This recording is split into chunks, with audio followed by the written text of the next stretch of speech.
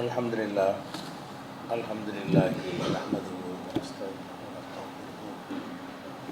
வ நஊது பில்லாஹி மின் ஷுரூரி அன்ஃபுஸினா வ மின் ஸய்யிஆத்தி அமாலினா மன் யஹ்திஹில்லாஹு ஃபலா முதில்ல லஹு வ மன் யுத்லில்ஹு ஃபலா ஹாதிய லஹு வ அஷ்ஹது அன் லா இலாஹ இல்லல்லாஹு வஹ்தஹு லா ஷரீக லஹு வ அஷ்ஹது அன்ன முஹம்மதன் அப்துஹு வ ரசூலுஹு அம்மா பஅத். கண்ணியத்திற்குரிய எல்லாம் வல்ல அல்லாஹு ஜல்ல ஷானஹு தஆலாவின் நல்லடியார்களே, நம்முடைய வாழ்க்கை நெறியாக நாம் ஏற்றுக்கொண்டிருக்கிற இந்த இஸ்லாம் மார்க்கம் மறுமையில் நாம் வெற்றி பெறுவதற்காக தேர்ந்தெடுத்து கொண்ட ஒரு மார்க்கம். மறுமையில் வெற்றி பெற வேண்டுமானால் நம்முடைய நம்பிக்கையும் சரியானதாக இருக்க வேண்டும், நம்முடைய செயல்களும் சரியானதாக இருக்க வேண்டும். அல்லாஹ்வை பற்றி, ரசூலை பற்றி, வானவர்களை பற்றி, வேதங்களை பற்றி, கியாமத்து நாளை பற்றி, விதியை பற்றி இதெல்லாம் எப்படி நம்ப வேண்டுமோ அந்த நம்பிக்கைகள் சரியான முறையில் அமைந்திருக்க வேண்டும். அதுபோக இறைவன் நமக்கு கடமையாக்கி இருக்கிற வணக்க வழிபாடுகள், அவன் நமக்கு விதித்திருக்கிற சட்டத்திட்டங்களையும் பேணி நடந்தால்தான் மறுமையில் வெற்றி பெற முடியும். இதில் நம்முடைய ஈமான் நம்பிக்கை சரியானதாக இருக்கும் என்று சொல்லும் பொழுது, நாங்கள் அல்லாஹ்வை சரியான முறையில் நம்பி இருக்கிறோம், அல்லாஹ்வுடைய ரசூல்மார்களை சரியான முறையில் நம்பி இருக்கிறோம், வானவர்களை பற்றி நாங்கள் சரியாக நம்பி இருக்கிறோம். இப்படி சொல்லக்கூடிய பல பேர் அவர்களிடத்தில் ஏற்படுகிற ஒரு தவறான நம்பிக்கையின் காரணமாக அந்த ஈமானுக்கு பங்கம் ஏற்படக்கூடிய ஒரு நிலைமைக்கு தள்ளிவிடுகிறார்கள். அது என்ன பங்கம் என்று சொன்னால், நாம் அல்லாஹ்வை சரியான முறையில் நம்பினாலும் ஈமான் கொள்ள வேண்டிய அத்தனை விஷயங்களையும் சரியான முறையில் நம்ம நம்பினாலும் அதை பாதிக்கக்கூடிய சில தவறான செயல்கள் நம்மிடத்தில் ஏற்படும் என்று சொன்னால் அந்த ஈமானை அழிச்சிடும். அந்த பாதிக்கக்கூடிய தன்மை என்னவென்று சொன்னால் முனாஃபிக் என்று, நிஃபாக் என்று சொல்லக்கூடிய முனாஃபிக்கு தன்மை. நிஃபாக்கு தன்மை என்று சொன்னால் அல்லாஹ்வை ரசூலை நம்புவதாக சொல்லுகிறேன்னா அதில் இரட்டை நிலை எடுப்பது. இப்படி இரட்டை நிலை எடுத்தோம் என்று சொன்னால் அவர்கள் எதிரிகளை விட, காபிர்களை விட, முஷ்ரிக்குகளை விட படு பாதாளத்துக்கு சென்று விடுவார்கள். அல்லாஹ் திருமறையில் சொல்லுகிறான், இன்னல் முனாஃபிகீன லஃபித் தர்கில் அஸ்ஃபலி மினன் நார். முனாஃபிக்குகள் என்ற இந்த நயவஞ்சகர்கள் நரகத்தினுடைய அடித்தட்டில் இருப்பார்கள். எல்லாரும் நரகத்திற்கு காபிர்கள் போனாலும் இவங்களுக்கு அடித்தட்டில் இருப்பார்கள் என்று அல்லாஹ் திருமறையில் சொல்லுகிறான். அப்போ நம்ம இஸ்லாத்தை ஏற்றுக்கக்கூடியன்னா ஒவ்வொரு வினாடி நேரத்திலும் நம்மிடத்தில் அந்த நயவஞ்சகத்தன்மை வந்துவிடாமல் நம்மை பாதுகாத்து கொண்டே இருக்க வேண்டும், நம்மை நாமளே கண்காணித்து கொண்டே இருக்க வேண்டும். இப்போ நயவஞ்சகத்தன்மைன்னா என்ன? நபிகள் நாயகம் ஸல்லல்லாஹு அலைஹி வஸல்லம் காலத்தில் ஒரு சாரார் இருந்தாங்கல்ல, எப்படி இருந்தார்கள்? அறவே அவர்களுக்கு நம்பிக்கை இருக்காது. அவங்கள்ட்ட போய் நாங்கள் உங்களை சேர்ந்த ஆளுங்க, இதா லக்குல்லதீன் ஆமனு காலு ஆமன்னா, மூமின்களை பார்க்கும் பொழுது நாங்களும் மூமின்கள் என்று சொல்வார்கள். ஒய்தா ஹலவிலா ஷயாத்தீனியும், தங்களுடைய தலைவர்களிடத்தில் அவர்கள் செல்லும் பொழுது காலு இன்னாமாக்கும், நாங்கள் உங்களை சேர்ந்த ஆளுங்க. அப்போ இவங்க நம்பி இந்த மார்க்கத்தில் இல்லாமல் இருந்தாங்களே, அது ஒரு வகை முனாஃபிக்கு. இன்னொரு வகை முனாஃபிக்கு இருந்தார்கள், அவர்கள் இஸ்லாத்திற்கு வந்திருப்பார்கள், ஆனால் லேச ஆட்டம் கண்டிருக்கும். இருக்குமோ, அல்லாஹ்வுடைய ரசூலா இருப்பாரோ, வானவர்கள் இருக்கிறாங்களோ, சொர்க்கம் இருக்குமோ இல்லாமல் இருக்குமோ, இப்படியான ஒரு அரைகுறை சந்தேகத்தில் வந்தாங்க பாருங்க, அவர்களும் கூட முனாஃபிக்குகள் தான். அதாவது அறவே ஈமான் இல்லாமல் வெறுமனே நடிக்கிறதுக்கு வந்தார்களே, அவர்களும் முனாஃபிக்குகள் தான். இன்னொரு சாரார் இருந்தார்கள், அவர்கள் எப்படி இருந்தார்கள் என்று கேட்டால், அவங்க இஸ்லாத்தை ஏற்றுக்குருவாங்க. ஏற்றுக்கொள்ளும் பொழுது அதில் முழு நம்பிக்கை இல்லாமல் அரைகுறை நம்பிக்கையாக அதில் சந்தேகத்தோடு அவர்கள் ஏற்றுக்கொள்வார்கள். அதை திருமறை குர்ஆன் அல்லாஹ் சொல்லி காட்டுகிறான். ஒய்தா காமு இல ஸலாத்தி காமு குஸாலா, அவர்கள் தொழுகையில் நிற்கும் பொழுது சோம்பலாக நிற்பார்கள். யுராவுனன் நாஸ, மக்களுக்கு காட்டுவதற்காக தொழுவார்கள்.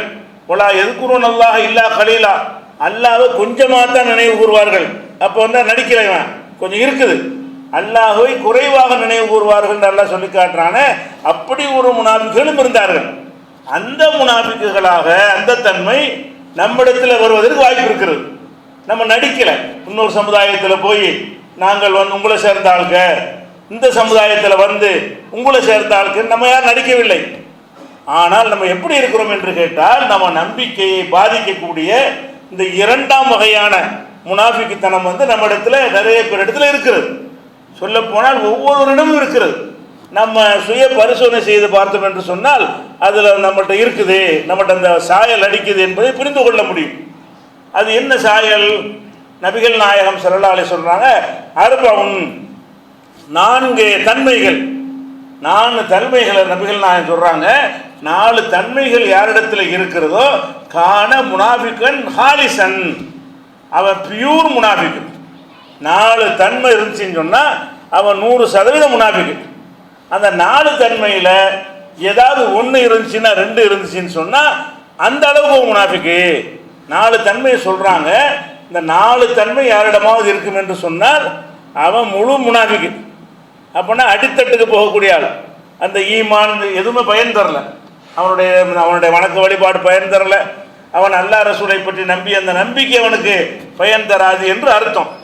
அப்போ 4 விஷயம் என்ன என்று கேட்டால் நபிகள் நாயகம் ஸல்லல்லாஹு சொல்கிறாங்க, இதத்து மினஹான, ஒருத்தனை நம்பி ஒரு விஷயத்தை ஒப்படைத்தோம் என்று சொன்னால் அதை மோசடி செய்வான். அமானித மோசடி, அமானித மோசடி செய்வதற்குது அது முனாஃபிக்குத்தனத்தில் ஒரு 25%.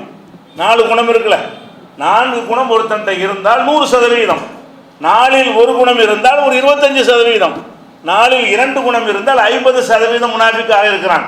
அப்போ இந்த முஸ்லீம்களாக இருக்கக்கூடியவர்கள்ட்ட எது வரக்கூடாது? நம்பிக்கையை மோசடி செய்யக்கூடாது. நம்மளை நம்புகிறானா, பொருளாதாரத்தை நம்பி கொண்டு ஒப்படைக்கிறான், அதில் மோசடி செய்யக்கூடாது. வேறு எத்தனை விஷயங்களை உங்களை ஒப்படைப்பான், அதில் நீங்கள் மோசடி செய்யக்கூடாது. ஒரு நிறுவனத்தில் உங்களை வந்து பணிக்கு சேர்த்திருப்பான், அங்கே வேலை செய்வீங்க, அதுக்கு நீங்கள் மோசடி செஞ்சிடக்கூடாது. நம்பி உங்களை நம்பி ஒப்படைத்தலும் நிறைய இருக்கிறது. ஒரு பெண்ணு வந்து ஒரு கணவன் வீட்டில் நம்பி ஒப்படைக்கப்படுகிறாள், அவள் தான் அந்த வீட்டுக்கு முழு பொறுப்பாளி. அதில் அவள் வந்து அந்த நம்பிக்கை மோசடி செய்தால் முனாஃபிக்குத்தனம் இருக்குன்னு அர்த்தம். அல்லாஹ்வை நம்பின எல்லாம் பொய், அந்த அளவு கொஞ்சம் குறைபாடு இருக்கிறது. அல்லாஹ்வை சரியான முறையில் நம்பிய யாராலும் ஒருத்தனுக்கு நம்பிக்கை மோசடி செய்ய முடியாது. அதான் நபிகள் நாயகம் சொல்கிறாங்க 4 விஷயத்தில் எதுன்னு கேட்டால், ஃபஸ்ட்டு என்னன்னு கேட்டால் இதத்து மினஹான, நம்புனா மோசடி செஞ்சணும், நாணயத்திற்கு மோசடி செய்வான். அந்த ஒரு பெயரை ஒரு காலத்தில் இருக்கக்கூடாது, கவனமாக இருக்கு. நம்ம நாணய மோசடி தனி செயலாக நீங்கள் பார்க்குறீங்க, அது ஈமானை பாதிக்கிற விஷயம். அல்லாஹ் ரசூல் நம்புகிறோம் ஈமான், எந்த ஈமான் நம்மளை சொர்க்கத்தில் சேர்த்துருமோ, நாங்கள் சிறுக்கு வைக்காமல் இருக்கிறோம் கண்டிப்பாக சொர்க்கத்துக்கு போயிடும்னு நினைக்கிறோமே, அதெல்லாம் முடியாது. இந்த 4 விஷயங்கள் வந்துருச்சுன்னு சொன்னால் முனாஃபிக்குத்தனம் கூடிக்கொண்டே வந்து அந்த தௌஹீது அழிக்கப்பட்டு விடும். அப்போ நம்முடைய ரொம்ப கவனமாக இருக்கணும். நம்பிக்கை மோசடி எந்த நம்பி ஒப்படைத்தாலும் சரி, நம்பி ஒப்படைக்கப்பட்டது ஒரு செய்தியாக இருக்கலாம், ஒரு பொருளாக இருக்கலாம், ஒரு பணமாக இருக்கலாம், எதுவாக வேண்டாலும் இருக்கலாம்.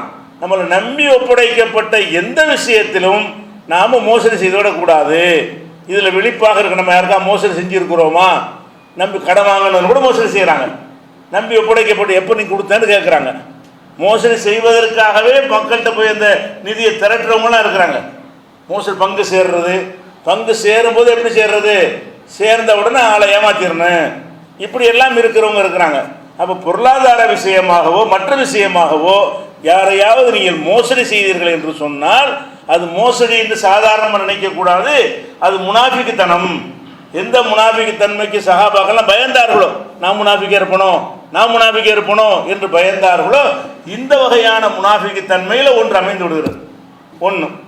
இரண்டாவது நபிகள் நான் சொல்கிறாங்க, ஒய்தா ஹத்தஸ கதப, பேசுனா பொய் பேசுவான். பொய் பேசாத மனுஷன் உலகத்தில் கிடையாது. 1 2 பேசத்தான் செய்கிறான். பொய் பேசுகிறான் எவன் சொன்னாலும் அது அவன் பொய் சொல்கிறான்னு அர்த்தம்.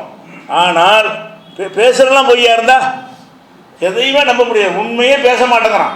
அந்த மாதிரி ஒருத்தன் பேர் எடுத்துட்டான்னு சொன்னால் அவன் வந்து 25% முனாஃபிக்குத்தனம் இருக்கிறது. பேசியதெல்லாம் பொய்யாக இருந்தால் ஓரிரு பொய்களுக்கு வராது. ஓரிரு பொய் சொல்லாது ஒருத்தரும் கிடையாது.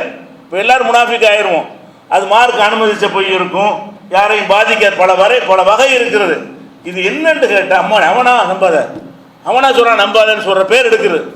இவன்கிட்ட உண்மையே வராது என்று பேர் எடுக்கிறான் பாருங்க, அந்த மாதிரி ஒருவன் பேர் எடுத்து விட்டான் என்று சொன்னால் அது முனாஃபிக்குத்தனத்தில் அது ஒரு 25%. 4 தன்மையில் அது ஒரு தன்மை. பேசினால் பொய் பேசுவான், நம்பிக்கை வந்து மோசடி செய்வான், அதே மாதிரி ஒய்தா ஆகத அஹ்லஃப, வாக்கு கொடுத்தா மீறிடுவான்.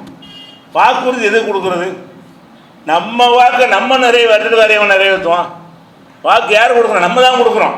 அப்போ நாம் சொன்ன சொல்லை நாம காப்பாற்றலைன்னு சொன்னால் அதை விட ஒரு இழிவு ஏதாவது இருக்குதா? எத்தனை விஷயங்களுக்கு என்ன செய்வோம், நம்ம வாக்களிச்சுடுவோம். வாக்களிக்கும் பொழுது நிறைவேற்றுற இருந்தால் தான் வாக்களிக்கணும், அது செய்ய முடியும். வாக்களித்தல் என்றால் காசு பணத்துக்கு மட்டும் உள்ளதில் வாக்களித்தல் என்பது எல்லா விஷயத்துக்கும் வரும். காலைல 10 மணிக்கு வர்றேன்னா 10 மணிக்கு வந்துடணும். உன்னை எதிர்பார்த்து உட்காந்துட்டு இருப்பான். அப்போ 10 மணிக்கு வருவதாக சொல்லி நீங்கள் 10 மணிக்கு வரல, இதே ஒரு வழக்கமாக கொண்டு இருந்தீங்கன்னு சொன்னால் உங்களுக்கு வாக்குக்கு சம்மந்தமே இல்லை. அதே மாதிரி ஒரு பொருளை தருவதா, பொருளாதாரத்தை கொடுப்பதா சொல்லுவீங்க, ஏழாமல் போயிட்டால் பிரச்சனை வேறு. இதே வேலை எந்த வாக்கு சபையில் வச்சு அடிச்சு விட்ருது. நமக்கு இப்போ ஒரு 10,000 ரூபா எழுதிக்கிறங்க, நமக்கு 500 ரூபா எழுதிக்கிறங்க, அவ்வளோதான். அதுக்கு பிறகு அதை கொடுப்பாருன்னா கொடுக்க மாட்டார். அப்போ வாக்குறுதி கொடுத்து விட்டோம் என்று சொன்னால் அது உயிரை கொடுத்து காப்பாற்றணும். நம்ம ஒரு வாக்கு கொடுத்துட்டோம், நிறைவேற்றி ஆகணும். கொடுத்த வாக்கை நிறைவேற்றலைன்னு சொன்னால் நம்மகிட்ட நயவஞ்சகத்தனம் இருக்கிறது, ஈமானுடைய குறைபாடு இருக்கிறது, அது எல்லாத்தையும் அடிச்சிடும். நானும் சேர்ந்துருச்சுன்னு வைங்க, ஒன்று ஒன்றா ஒவ்வொரு தன்மையாக கூடிக்கிட்டே வந்து 4 வந்துருச்சுன்னு வைங்க, முடிஞ்ச அவ்வளோதான். முனாஃபிக்கு அடித்தட்டில் போயிடும், நரகத்தினுடைய அடித்தட்டில் கொண்டு போய் சேர்த்தணும். அப்போ இந்த மாதிரி வாக்குறுதி கொடுத்து விட்டு மீறுவது 3வது தன்மை. அதே மாதிரி ஹாசம ஃபஜர, ஒரு வழக்கு நடத்தும் பொழுது அந்த வழக்கு என்ன செய்யணும், சட்ட முறைப்படி விசாரிக்க வேண்டும். 2 பேருக்கு மத்தியில் கொடுக்கல் வாங்கல் விஷயம் இருக்குன்னு சொன்னால் அதை முறையாக நடந்து கொள்ள வேண்டும். வழக்குரைக்கும் பொழுது அடாவடித்தனமாக நடக்கிறதா, ரெண்டு கேட்குறியா, எனக்கு என்ன நீ பேசுறியா, எனக்கு எதாவது சாட்சி கொண்டு வர்றியா? அப்போ 2 பேர் பஞ்சாயத்து பண்ணக்கூடிய நேரத்தில் அவன் தரப்பு அவன் சொல்லத்தான் செய்வான், உன் தரப்பு நீ சொல்லுவ. உன்னிடத்தில் பலம் இருக்குங்கிற காரணத்துக்காக வேண்டி அவனை சொல்ல விடாமல் வாயடைக்க செய்தா அல்ல மிரட்டினா எனக்கு எதிராக நீ பேசக்கூடாது இப்படின்னு சொல்லி பஞ்சாயத்தில் வந்து வைத்து விட்டால், அப்போ வழக்குரைக்கும் பொழுது அராஜகம் பண்ணுவது. வழக்குரைக்கும் பொழுது நீங்கள் விசாரிங்க, ஏன் தப்பு இருந்தால் நான் ஒத்துக்கிறேன், அவனுக்கு தப்பு இருந்தால் அவன் ஒத்துக்கிறேன்னு சொல்லி தான் அந்த விசாரணையில் உடன்பட வேண்டும். வழக்கு கொண்டு வரும் பொழுது இவன் வழக்கு எப்படி வழக்கு விசாரிக்கிறவனுக்கு பயமாக இருக்கும், எதிர்பார்ட்டிக்கும் பயமாக இருக்கும். இப்படி ஒரு பேரை ஒருத்தன் எடுத்தான்னு சொன்னால் ஈமான் இருக்கிற ஒருத்தனால் எடுக்க முடியாது.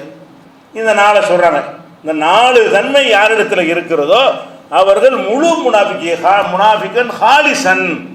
அப்போ இந்த 4 மனசில் வைத்துக்கொண்ட ஒரு காலத்திலும் நம்ம வாக்கு கொடுத்தால் மீறவே கூடாது, பொய் சொல்லக்கூடாது, வேணும்னு பொய் சொல்லக்கூடாது. அதே மாதிரி நம்பி நம்மளை ஒப்படைத்த எதுவாக இருந்தாலும் அதை அப்படியே என்ன செய்யணும், திரும்ப ஒப்படைத்து விட வேண்டும். நம்ம சம்பந்தப்பட்ட ஒரு வழக்கு வந்தால் கூட வழக்கை ஃப்ரீயாக விசாரிக்க விட வேண்டும். ஃப்ரீயாக அந்த மக்கள் என்ன செய்யணும், அந்த வழக்கை எடுத்து வைக்க வேண்டும். 2 தரப்பும் அந்த வாதத்தை கேட்கும் வகையில் சுதந்திரமாக விட வேண்டும். நம்மை பார்த்து இவன் வழக்கை விசாரிக்க முடியாது என்று பயப்பட வகையில், எதிரியும் பயப்படக்கூடாது, விசாரிக்க நடுவர்களும் பயப்படக்கூடாது. இந்த 4 தன்மை நம்மகிட்ட இருக்கும் விதமாக நம்மளை அமைத்து கொள்ள வேண்டும். இல்லைன்னா முனாஃபிக்குங்கிறாங்க. இது ஒரு விஷயம். அதே மாதிரி ரசூல் ஸல்லல்லாஹு அலைஹி சொல்கிறாங்க, மறுமை நாளில் ரொம்ப கெட்டவன், மனிதர்களே மகா கெட்டவன் அல்லாஹ்ட்ட யாருன்னு கேட்டால் தல் வஜ்ஹைனி, 2 முகம் உள்ளவன். ரசூலுல்லாஹ் சொல்கிறாங்க, தல் வஜ்ஹைன்னா 2 முகம் உள்ளவன். 2 முகம் எப்படி இருக்கும்? ஒரு முகம் தானே எல்லாத்துக்கும் இருக்கிறது என்றால் 2 முகம் உள்ளவன் என்றால் இந்த இவன்கிட்ட போகும்போது ஒரு முகத்தை காட்டுவான், அவன்கிட்ட கூட வேற ஒரு முகத்தை காட்டுறது. அவனுக்கு தகுந்த மாதிரி நம்ம யார்கிட்ட போகிறோமோ அதுக்கு தகுந்தவாறு என்ன செய்வது, நடித்து கொள்வது. அப்போ இரு நிலை எடுக்கிறண்டா எப்படின்னு கேட்டால், ஒரு 2 கட்சி இருக்குன்னு வைங்களேன், அந்த கட்சியில் போகும்போது அவருக்கு தகுந்த மாதிரி பேசுறது, இன்னொரு கட்சிக்கு போகிறது அவருக்கு தகுந்த மாதிரி பேசுறது. இந்த மாதிரியாக 2 பேர் இருப்பானுவோம் சண்டைக்காரங்க, அவன்கிட்ட போனால் அவன் ஆள் மாதிரி பேசுறது, இவன்கிட்ட போனால் உன் ஆள் மாதிரி பேசுறது. இப்படி பேசுகிறவங்க இருக்கிறோமா இல்லையா? நம்ம 2 பேர் ஒருத்தருக்கு எதிரியாக இருக்கிறாங்க, 2 பேரையும் நம்ம பார்க்க போகிறோம். பார்த்தா எப்படி பார்க்கணும், ஓம் பிரச்சனை என்ன, ஓம் பிரச்சனை என்ன, உங்ககிட்ட என்னென்ன தப்பு இருக்கிறது, உங்ககிட்ட என்னென்ன தப்பு இருக்குது, அப்படி தானே பேச வேண்டும்.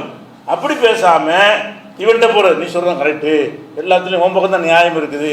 அப்போ அவன்கிட்ட போகிறது, உன் பக்கம் தான் நியாயம் இருக்குது. அப்போ இங்கிட்டு ஒரு மூஞ்சி அங்கிட்டு ஒரு மூஞ்சி.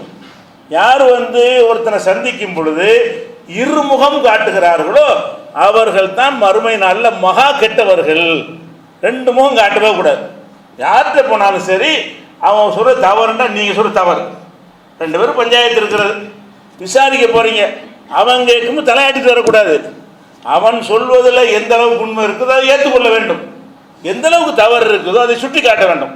நீங்கள் சொன்ன ஏற்றுக்க நம்புகிற மாதிரி இல்லை, உங்கள் பக்கம் தான் தப்பு இருக்கிறது, இந்த விஷயத்தில் உங்கள் பக்கம் நியாயம் இல்லை, இந்த விஷயத்தில் உங்கள் பக்கம் நியாயம் இல்லை என்று எது நியாயமோ அதை சொல்ல வேண்டுமே தவிர அவருக்கு போனால் நம்ம ஆள் தான் நினைக்கிற மாதிரி பேசுகிறது. இவன்கிட்ட போனால் இவர் நம்ம ஆள் தான், அவன்கிட்ட போனால் அவனு நம்ம ஆள் தான் நினைப்பான். அப்போ ரெண்டு பக்கம் போய் இந்த நட்பெயர் எடுக்கிறதுக்காக வேண்டி நடிக்கிறாங்கல்ல, இவன் தான் மறுமையில் மகா கெட்டவன். அப்போ ரெண்டு நாள் எடுக்கவே கூடாது. சரின்னா சரி, தவறுனா தவறு. அப்போ ரெண்டு முகம் காட்டுறனா எப்படி? நபிகள் நாயகம் ஸல்லல்லாஹு அலைஹி வஸல்லம் காலத்தில் வந்து இப்னு உமர் அவர்கள் அவங்கள்ட்ட கேட்குறாங்க. என்ன கேட்குறாங்கன்னா, நம்ம சில முக்கியமான அதிகாரிகளை போய் பார்க்குறோம். அதிகாரின்னா அந்த கலெக்டர் மாதிரி தான் இருப்பாங்க அந்த காலத்தில், சின்ன அதிகாரிகள். இவர்களை பார்க்குறோம். பார்க்கும்போது அவங்க நேராக பார்க்கும்போது வேறு மாதிரி பேசுகிறோம், வெளியே வந்து வேறு மாதிரி பேசுகிறோம். அவங்களுடைய குறைகள்லாம் நமக்கு தெரிகிறது. ஆனால் நேராக சந்திக்கும் போது அந்த குறையை சொல்ல மாட்டேங்கிறோம். இப்படியான தன்மை எங்கிட்ட இருக்கிறது. வெளியே வச்சுன்னு சொன்னால் அவன் குறையெல்லாம் நாங்கள் பேசுகிறோம். அவனை போய் சந்தித்தோம் என்று சொன்னால் அவனை பாராட்டிட்டு வருகிறோம். இப்படியான தன்மை எங்கிட்ட இருக்குது, இதை பற்றி என்ன சொல்கிறீங்க என்று இப்னு உமர்ட்ட கேட்குறாங்க. அவர் சொல்கிறாரு, குன்னா நஉதுஹா நிஃபாகன், இந்த மாதிரியான தன்மையை நபி காலத்தில் நாங்கள் முனாஃபிக்தனமாக கருதுவோம். ஒரு ஆளுமை பார்த்தோம் என்று சொன்னால், ஒரு மந்திரியை பார்க்க போகிறீங்க, நமக்கு எதிரான ஏதாவது சொல்லுவான்னு தலையில் ஆட்டக்கூடாது, இல்லை ஏற்றுக்கிற முடியாதுங்க, இது தப்புங்க என்று சொல்லணும். ஒரு அதிகாரியை பார்க்க போகிறீங்க, அதிகாரியில் நம்ம பார்க்க போயிருக்கிறோம், அவர் என்ன சொன்னாலும் தலையாட்டிட்டு வருவோன்னு இருக்கக்கூடாது. அவர் சொல்வது சரியாக இருந்தால் சரிங்கணும், தவறாக இருந்தால் இல்லை சரி ஏற்றுக்கிற முடியாது, நீங்கள் சொன்ன இந்த பாயிண்ட் தப்பு என்று முகத்துக்கு நேரம் சொல்லணும். அப்போ ஆளுக்கு ஆள் பார்த்து, அதிகாரத்தை பார்த்து, பவரை பார்த்து சில உண்மைகள் நீங்கள் மறைத்தால், நேரடியாக எடுத்து சொல்ல தயங்கினால் ரெட்ட நிலையில் உள்ள ஆள், ரெட்டை மூஞ்சி காட்டுறாள், இவனுக்கு ஒரு முகம் அவனுக்கு ஒரு முகம். இந்த தன்மை உள்ளவர்களை நாங்கள் முனாஃபிக்குகள் என்று கருதி வந்தோம். சஹாபாக்கள் சொல்கிறாங்க, நபிகள் காலத்தில் வந்து இப்படி யாராவது இருந்தால் முனாஃபிக்கு. அது எப்படி ஒருத்தனை போய் பார்க்குற, அவன் பக்கம் தப்புருன்னு தெரியுது, இப்படி தலையாட்டிட்டு வருவேன், அவன் சொல்வதற்கெல்லாம் சரின்னு சொல்லிட்டு இப்படி வருவேன். இப்படியான தன்மையை இருக்குன்னு பார்க்குறோம். நபிகள் நாயகம் ஸல்லல்லாஹு அலைஹி வஸல்லம் அவர்கள் இந்த தன்மைக்கு ஒரு உதாரணம் சொல்கிறாங்க. ரசூல் ஸல்லல்லாஹு அலைஹி வஸல்லம் நாகரிகமாக தான் உதாரணம் சொல்லுவாங்க. ரொம்ப எளி செயல் இருக்கு பாருங்க, அதுக்கு தகுந்த மாதிரி உதாரணம் சொல்லுவாங்க. உதாரணமாக ஒருத்தன் ஒரு அன்பளிப்பை கொடுக்குறான் ஒரு ஆளுக்கு, கொடுத்து முடிச்சா முடிஞ்சிச்சு, அதோட கொடுத்துவிட்டு நான் கொடுத்தது கொடுன்னு கேட்குறான். ஒரு அன்பளிப்பை கொடுத்துட்டு மறுநாள் என்ன செய்கிறான், நான் கொடுத்த பணாவை கொடு, நான் கொடுத்த சட்டையை கொடு அப்படின்னு கேட்டான்னு வைங்க. இதுக்கு ரசூலுல்லாஹ் உதாரணம் சொல்கிறாங்க. என்ன உதாரணம் சொல்கிறாங்க? ஒரு நாய் வாந்தி எடுத்துட்டு அதையே சாப்பிடும்ல, அதுவும் இவனும் ஒன்று. கொடுத்த அன்பளிப்பை திருப்பி கேட்கிறவன் கல்பில்லது எக்கி சும்மையாவுது, வாந்தி எடுத்து விட்டு அதையே திரும்ப சாப்பிடுற நாயை போன்றவன். இந்த இழிவான செயலுக்கு வந்து இழிவான உதாரணம். நாய் வந்து வாந்தி எடுத்து சாப்பிடலாம், அது மிருகம், அது சட்டம் கிடையாது. நீ மனுஷனாக இருக்கிறவன் இந்த நாயுடைய தன்மை உனக்கு இருக்கலாமா? அப்போ கொடுத்த அன்பளிப்பை கொடுத்தா முடிஞ்சு, மறந்துருந்ததை யாருக்கு அன்பளிப்பு கொடுத்தாலும் அதோட மறந்து, அவன் எதிரியாக போனாலும் சரி, அன்பளிப்பு கொடுத்துட்டா முடிஞ்சு விட்டது என்று இருக்கணுமே தவிர, கொடுத்தது தாய் என்று கேட்டால் அவன் யாரு? நாய்க்கு சமமானவன் என்று ஒரு அருவருப்பான உதாரணத்தை சொல்கிறார்கள். அதே மாதிரி இதுக்கும் சொல்கிறாங்க. எதுக்கு? இந்த இங்கே ஒன்று அங்கே ஒன்று, இவனுக்கு ஒரு மூஞ்சி அவனுக்கு வேற மூஞ்சி காட்டுறான்ல, இவனுக்கு உதாரணம் சொல்கிறாங்க. இரண்டு கிடாய்களுக்கு மத்தியில் மாட்டிக்கொண்ட ஒரு ஆட்டை போல. இந்த ஆடு என்ன செய்யும்? ஒரு நேரத்துக்கு அந்த பக்கம் போகும், ஒரு நேரம் இந்த கிடாய்கிட்ட போகும், ஒரு நேரம் இந்த கிடாய்கிட்ட போகும். இதுவும் இவனும் ஒன்று. எவ்வளோ இது ஒரு கிடாய்க்கு தப்பு கிடையாது, அது மிருகம், அது இங்கிட்டு போகலாம் அங்கிட்டு போகலாம், அதுக்கு ஹலால் ஹராம் அந்த சட்டமெல்லாம் கிடையாது. அந்த தன்மை மனுஷனுக்கு இருக்கலாமா? அப்போ நீங்கள் வந்து ஒரு தப்பான ஒரு நடத்தை உள்ள ஒரு பெண்ணு வந்து ஒரு நாளைக்கு இவனோட ஒரு நாளைக்கு அவனோட வாழ்ந்தாலேயானால் அது எவ்வளோ அருவருப்பானது. அது உங்களுக்கு ஏற்றுக்கொள்ள முடியலையில. அதுவும் இது ஒன்று தான். எது? இவன் பக்கம் போயிட்டு உங்கள் ஆளுங்கிறது, அவன் பக்கம் போயிட்டு உங்கள் ஆளுந்தா, இதுவும் ரெண்டு ஒன்று தான், ரெண்டுக்கு வித்தியாசம் இல்லை. இதை புரிய வைப்பதற்கு தான் ரசூல் ஸல்லல்லாஹு அலைஹி வஸல்லம் இந்த மாதிரி யார் வந்து இரட்டை வேஷம் போடுகிறார்களோ, இங்கே ஒரு முகம் அங்கே ஒரு முகம் காட்டுகிறார்களோ, அவர்கள் வந்து ரெண்டு கிடாய்களுக்கு மத்தியில் மாட்டிக்கொண்ட ஒரு ஆட்டை போல, ஒரு நேரம் இந்த பக்கம் போகிறது, ஒரு நேரம் அந்த பக்கம் போகிறது என்று நபிகள் நாயகம் ஸல்லல்லாஹு அலைஹி வஸல்லம் அவர்கள் இந்த மாதிரி உதாரணத்தின் மூலமாக நமக்கு விளக்குகிறார்கள். இது ஒரு அசிங்கமான செயல். எது? ரெண்டு முகம் காட்டுறது. ஒரு ஒரு ஒரு நிறுவனத்தில் இருக்கிறீங்க, அந்த நிறுவனம் சரியான நிறுவனம்னா இருக்கணும். அந்த நிறுவனம் சரியான நிறுவனம் இல்லைன்னு நினைக்கிறேன்னு வைங்களேன், வந்துடணும் வெளியே. அதில் இருந்துட்டு நடிக்கக்கூடாது. அவன்கிட்ட யார்கிட்ட நீங்கள் எந்த நிறுவனத்தில் வேலை செய்கிறீங்களோ அங்கே இருந்துக்கிட்டு நடிக்கிறோம்னு சொன்னால் அது முனாஃபிக்குத்தனம் தானே. அப்படி இருக்க முடியாது. நிறுவனமாக இருக்கலாம், ஒரு ஜமாத்தாக இருக்கலாம், இயக்கமாக இருக்கலாம், ஒரு கட்சியாக இருக்கலாம், எதுவாக இருந்தாலும் சரி, அதில் இருந்தால் இருக்கணும். இருக்க தகுதி இல்லை நினச்சிட்டா இல்லை நாங்கள் ஒரு நோக்கத்துக்காக, அதெல்லாம் இஸ்லாத்தில் கிடையாது. எஸ் நோ தான். சரின்னா இருக்கணும், சரியில்லைன்னா வெளியே வந்துடணும். இப்படி எல்லாத்துலேயும் ஒரே மாதிரி இருக்கிற தன்மை இருக்குது. இதுதான் இந்த முனாஃபிக்குத்தனத்திலிருந்து ஜெயிக்கிற ஒரு தன்மை. அப்போ இது ரொம்ப ஒரு கெட்ட ஒரு தன்மையாக அல்லாஹ் ரப்புல் ஆலமீனும் நபிகள் நாயகம் ஸல்லல்லாஹு அலைஹி வஸல்லம் அவர்களும் நமக்கு எச்சரிக்கிறாங்க. இந்த இரட்டை நிலை வந்து விடவே கூடாது. இன்னும் சொல்ல நபிகள் நாயகம் ஸல்லல்லாஹு அலைஹி வஸல்லம் காலத்தில் முஆத் இப்னு ஜபல்னு ஒரு சஹாபி இருந்தார். அவர் ரசூலுல்லாஹ்ட்ட இங்கே வந்து தொழுவார். தொழுதுட்டு அவருடைய சமுதாயத்தில் போய் இமாமா இருப்பார். இங்கே வந்து ரசூலுல்லாஹ்வை பின்பற்றி தொழுவார். தொழுதுட்டு அவருடைய சமுதாயத்தில் போய் இமாமாக ஜமாத்து தொழுகை நடத்துவார். ஒரு நாள் என்ன செய்கிறாருன்னா, சுபுகு நேரத்தில் பெரிய சூறா ஓத ஆரம்பிச்சிடுறாரு. தொழுவிக்கிறாரு, பெரிய சூறா, பெரிய அத்தியாயம் ஓதுகிறார். அப்போ ஒரு ஆள் வயலுக்கு தண்ணீர்லாம் பாய்ச்சிட்டு தொழுகையில் கலந்துக்கிற வர்றாரு. இவர் பெரிய அத்தியாயத்தை ஓதுறார். பெரிய அத்தியாயம் ஓதுனோன்னு இவருக்கு நிற்க முடியலை. ஏன்னா அவர் ஒரு சீக்கிரமே படுக்கணும், வேலை வெட்டி செஞ்சுட்டு வர்றோம் என்று உழைப்பாளியாக வந்த ஒருத்தரால் வந்து இவர் பெரிய பெரிய அத்தியாயம் ஓதுறது வந்து பிடிக்கலை. உடனே ஜமாத்தை கட் பண்ணி தனியாக தொழுது வருவாட்டு போயிட்டார். இவர் ஜமாத்தை நடத்திக்கிட்டே இருக்கிறாரு. அவர் என்ன செய்கிறாரு, அவர் சின்னதை இவற்றை நான் விலகி கொள்கிறேன் என்று மனசால நீயத்து வைத்து கொண்டு அவர் சின்னதாக ஓதி என்ன செய்கிறாரு, அவர் வாட்டு போயிட்டார். இது முடிஞ்ச பிறகு முஆத் இப்னு ஜபல்கிட்ட சொல்கிறாங்க, இந்த மாதிரி வந்தார், தொழுகையில் இருக்கும்போது கட் பண்ணிட்டு போயிட்டாரு அப்படின்னு. அவர் சொல்கிறார், முனாஃபிக் அவன். யார்? முஆத் இப்னு ஜபல் சொல்கிறாங்க, தில்க முனாஃபிகுன், அந்த ஆள் தாலிக்க முனாஃபிகுன், அவர் ஒரு முனாஃபிக். அவர் முனாஃபிக்னு ரெட்ட வேஷம். இங்கே வந்துக்கிட்டு தொழுகை வர்றேன்னு வர்றது, அப்போ நான் பாதி நம்பிக்கையோடு ஓடுறது எப்படி அது அப்படி கேட்குறாரு. உடனே இந்த முனாஃபிக்குன்னு சொன்ன அவர் தெரிஞ்சு போச்சு, நம்மளை வந்து முஆத் முனாஃபிக்குன்னு சொல்லிட்டாரு. தெரிஞ்ச உடனே நபிகள் நாயகம் ஸல்லல்லாஹு அலைஹி வஸல்லம் நேராக போயிட்டார். ஏன்னா அவர் முனாஃபிக் இல்லை. அவர் எதனால் போனார், இவர் நீட்டுறது எனக்கு ஏழலை, நாங்கள்லாம் உழைப்பாளிகள், நீங்கள் வந்து 1.5 மணி நேரம் தொழுதிங்கன்னா எங்களுக்கு நிற்க முடியாது. அப்போ நாங்கள் இரவு பூரா முடித்து தண்ணீர் பாய்த்து விட்டு சீக்கிரம் போய் தூங்கலாங்கிறதுக்காக வந்தால் நீங்கள் தொழுகை நீட்டினீங்கன்னு சொன்னால் எப்படி முடியும் என்பதற்காக அவர் வந்திருக்கிறார். வந்து என்ன செய்கிறார், ரசூலுல்லாஹ்ட்ட போய் முறையிடுகிறார். அல்லாஹ்வுடைய இந்த மாதிரி விஷயம் என்னை முனாஃபிக்னு சொல்லிவிட்டார், கூப்பிட வர. அப்போ முஆத் இப்னு ஜபலுக்கு அழைக்கப்படுறாங்க. அவர்கிட்ட கேட்டவொன்னே என்ன செய்கிறார், இந்த மாதிரி கட் பண்ணிட்டு போயிட்டார். அப்போ ரசூல் ஸல்லல்லாஹு சொல்கிறாங்க, ஃபத்தானுன் யா முஆத், முஆத் நீ குழப்பம் பண்ணுறியா? இவரை கேட்கல, அவரை கேட்குறாங்க, முஆத் நீ குழப்பம் செய்கிறாயா? நீ வந்து தனியாக உனக்கு தொழுதா எவ்வளோ நாள் தொழுதுக்க, மக்களுக்கு தொழுகை நடத்தினாயானால் பின்னாடி பலவீனர்கள் இருக்கிறார்களா, நோயாளிகள் இருக்கிறார்களா, ஒரு வேலை வெட்டிக்கு போகிறவங்க இருக்கிறாங்களா என்பதெல்லாம் கவனித்து சுருக்கமாக தொழுதுக்க. நீ மட்டும் தொழுகிறியா, எவ்வளோ நாள் தொழுதுக்க?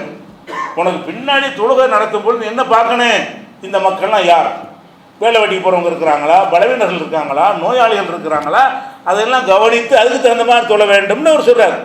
இப்போ நேருக்கு நேரம் அவர் புறக்கணிச்சிட்டு போனார, அதுதானே முனாஃபிக்ன்றார். அது முனாஃபிக் கிடையாது, இவரை தான் கண்டிக்கிறாங்க. சொல்ல வேண்டிய கரெக்டான செய்தியை சொல்லி நடிக்கிறவர் பாருங்க, இவர் முனாஃபிக்குங்கிறாரு. அவர் சொல்ல வேண்டிய கருத்தை சொல்ல வேண்டிய முறை சொல்லிட்டு போயிட்டார். அவர் நீங்கள் நீட்டினீங்களா, நாங்கள் வந்து நிற்கிறதுக்கு ஆள் கிடையாது, நீங்கள் சுருக்கமாக தான் சொல்லணும் அப்படின்னு சொல்கிறது தானே அதுக்கு அர்த்தம். நேருக்கு நேரம் டிக்ளேர் பண்ணி எதிர்த்துட்டு போகிறவரை வந்து முனாஃபிக்குன்னு சொல்லலை, இவர் முனாஃபிக்குன்னு சொன்னார் பாருங்க, அவரை கண்டிக்கிறாங்க ரசூல் ஸல்லல்லாஹு அலைஹி வஸல்லம். அப்போ இதில் கவனிக்க வேண்டிய விஷயம் என்னன்னு கேட்டால், தவறை வந்து தவறுன்னு சொல்லணும், எல்லா இடத்துலையும் சொல்லணும். தவறுக்கு முட்டு கொடுக்கவே கூடாது. ஏன் தவறுக்கு முட்டு கொடுத்தோம் என்று சொன்னால் அப்போ நம்ம என்ன ஆகிட்டோம், நடிக்கிறோன்னு அர்த்தம். நமக்கு தவறுன்னு தெரியுது, உள்ளுக்குள்ளே பூரா தவறுன்னு தெரியும். தெரிந்து கொண்டு அதை நியாயப்படுத்தி முட்டு கொடுத்து பேசணும் என்று சொன்னால் அது எந்த தன்மையில் கொண்டு விட்டுறேன், முனாஃபிக்கில் விட்டுவிடும். இந்த முனாஃபிக்கு தன்மை வராமல் நம்மை நாம் என்ன செய்யணும், பாதுகாத்து கொள்ள வேண்டும். இந்த முனாஃபிக்கு தன்மைக்கு சஹாபாக்கெல்லாம் பயப்படுவாங்க. எப்படி, நான் முனாஃபிக் இருப்பணும், நான் முனாஃபிக் இருப்பணும், என்னிடத்துல முனாஃபிக்கு தன்மை வந்துருமோ, அவங்க இந்த முனாஃபிக், எந்த முனாஃபிக்கு ஈமானே இல்லாமல் முழுசாக நடித்தானே அந்த நிஃபாக் இல்லை, நம்மகிட்ட யாருக்குமே கிடையாது. நம்ம நடிக்கவா செய்கிறோம்? வேற ஒரு சமுதாயத்தில் போய் இங்கே தொழுது முடிச்சுட்டு போய் வேற ஒரு சமுதாயத்தில் போய் நாங்கள் உங்கள் ஆளுக்கு தானே சொல்லுவோமா? நம்மக்கிட்ட அந்த முனாஃபிக்குத்தனம் யார்கிட்டையும் இல்லை. ஈமான் இருக்கிறது. அல்லாஹ்வை நம்ப வேண்டிய அளவுக்கு நம்பி, ரசூலை நம்ப வேண்டிய அளவுக்கு நம்பினால் இந்த தன்மை வரக்கூடாது. எந்த தன்மை? இப்படிப்பட்ட ஒருத்தன் மோசடி செய்ய முடியாது, பொய் சொல்ல முடியாது, கொடுத்த வாக்க மீற முடியாது, வழக்கு வந்தால் வம்புக்கு போக முடியாது. இந்த 4 தன்மையும் எவன்கிட்ட வருகிறதோ அவன்கிட்ட என்ன இருக்குன்னா, இந்த நம்பிக்கை சரியாக உட்காரலை, ஆழமாக பதியலை, ஏதோ அல்லாஹ் இருந்தாலும் இருப்பான் இல்லாட்டாலும் இல்லை அப்படி நினைக்கிறான். அல்லாஹ் இருக்கிறாங்கிற அவ்வளோ உறுதியாக நம்பினானே, ஆனால் அவனால் இந்த 4 செயல் அவன்கிட்ட இருக்கவே இருக்காது. அப்போ நம்மகிட்ட ஏகத்துவம் ஈமான் கரெக்டாக இருக்குது என்று சொன்னால் இந்த 4 தன்மை வராமல் பார்த்து கொள்ள வேண்டும். எந்தனால அமானித மோசடி செஞ்சிடாதீங்க, பொய் சொல்லாதீங்க, வாக்கு மீறாதீங்க. நமக்கு சம்பந்தப்பட்ட வழக்கு வந்தால் கூட அந்த வழக்கை எதிர்கொள்ளணுமே தவிர என்னை கேட்க நீ யாரு என்ற அளவில் அந்த வழக்குக்கு உள்ளான ஒருத்தன் என்ன செய்யக்கூடாது, பம்புக்கு போகக்கூடாது, வழக்கை எதிர்கொள்ள வேண்டும். இப்படியான தன்மைகளை நம்ம வளர்த்து கொண்டோம் என்று சொன்னால் அந்த முனாஃபிக்குத்தனத்திலிருந்து விடுபட்ட மக்களாக ஆக முடியும். அப்படி விடுபட்ட நன்மக்களாக அல்லாஹ் ரப்புல் ஆலமீன் உங்களையும் எங்களையும் ஆக்கி அருள்வானாக. அஸ்ஸலாமு அலைக்கும். அன்பார்ந்த சகோதர சகோதரிகளே, அஸ்ஸலாமு அலைக்கும். இஸ்லாத்தை தழுவும் ஆண்களுக்கு மறைமலை நகரில் தாவா சென்டர் ஆரம்பம். 45 நாட்கள் பயிற்சி, உணவு, தங்குமிடம், அடிப்படை வசதிகள், சுன்னத் செய்தல், அபிடவிட், பெயர் மாற்றம், புத்தகங்கள் ஆகிய அனைத்தும் இலவசம். பெண்களுக்கான தாவா சென்டர் அதிராம்பட்டினத்தில் 90 நாட்கள் பயிற்சியுடன் உணவு, அபிடவிட், தங்கும் வசதி, நூல்கள் மற்றும் அடிப்படை வசதிகள் அனைத்தும் இலவசமாக செய்து கொடுக்கப்படுகிறது. மறுமையில் மகத்தான நன்மையை பெற்றுத்தரும் இந்த அறப்பணியை தொய்வின்றி செய்திட உங்கள் உதவிகளை வாரி வழங்குங்கள். இவன் தேசிய தௌஹீத் கூட்டமைப்பு மாநில தலைமையகம். அன்பார்ந்த சகோதர சகோதரிகளே, அஸ்ஸலாமு அலைக்கும். NTF என்னும் தேசிய தௌஹீத் கூட்டமைப்பு ஆதரவுடன் புதிதாக துவங்கப்பட்டுள்ள தாயுள்ளம் அனாதை சிறுவர் இல்லம் மற்றும் மதரசாவுக்கு உங்கள் ஜகாத் மற்றும் நன்கொடைகளை தாராளமாக வழங்கி உதவுங்கள். Thowheed federation current account number 3777333567, central bank of India, Chennai main branch, IFSC code CBIN 0280876. இந்த லாக்டவுன் பிரச்சனையினால இந்த தொலைக்காட்சி நிகழ்ச்சியை நடத்துறதுனால ஒரு பொருளாதார தேவைகள் ரொம்ப அதிகமாக இருக்கிறது.